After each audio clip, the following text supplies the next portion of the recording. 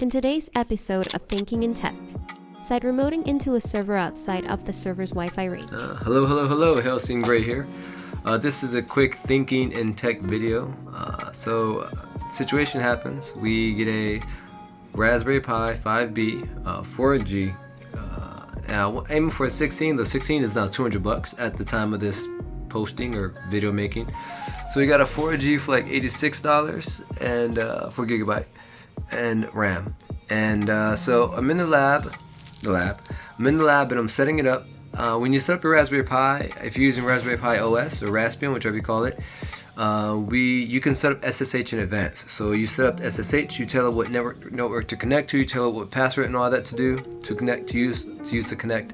So then the second you power it on, when you have the install disk in there, it powers up and it gets going. And the cool thing about Raspberry Pi 5s, at least the ones I got from Micro Center, is they can run from USBs or NVMEs natively.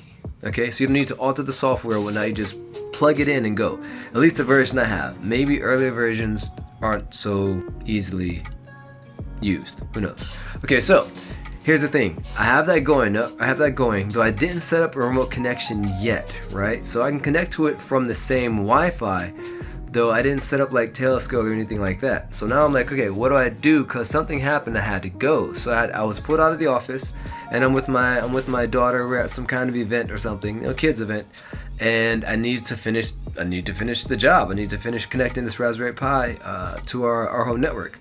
So I'm like, how can I connect to it? What do I do? Like, how do you connect remotely to a server that you just set up, though you didn't establish a remote connection with? So here's where the thinking comes in. In the lab, there are other devices that are connected to the same Wi-Fi. So we have at least two other servers that I can remember that are connected to the Wi-Fi here, right? And I already have a remote connection into those guys, right?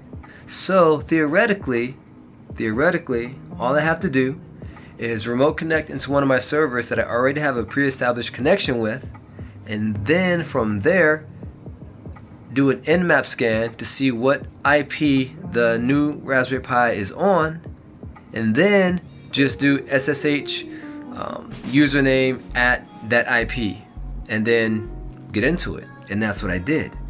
And so the idea here is that, and it's with cybersecurity and with networking period, once you have a connection into one thing in the system, you can pivot off of that one connection, scan everything else in the system, and then make your way into those things. And it's really wild. It's really cool. That's why it's important that when you use SSH, you don't use the password. You use the authentication key, and you turn off the ability for other people to even attempt to use the password with your SSH port. It's very important. And some people even shift the port to like something else. It's wild.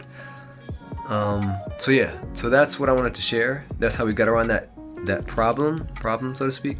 So after connecting to a server that's already on our Wi-Fi, we scanned the Wi-Fi using nmap, grabbed the IP for the new server, then SSH'd into the new server, then established the remote connection to that new server, and then I could just go directly into the server. It was amazing. So just fun stuff in tech. Just solving problems, making things happen, and yeah. So if you need to connect to your server and you're like, drat, I'm out of the office, how do I do it? If you have another thing already connected to the same Wi-Fi and you can connect to that, you can pivot off of it. All right.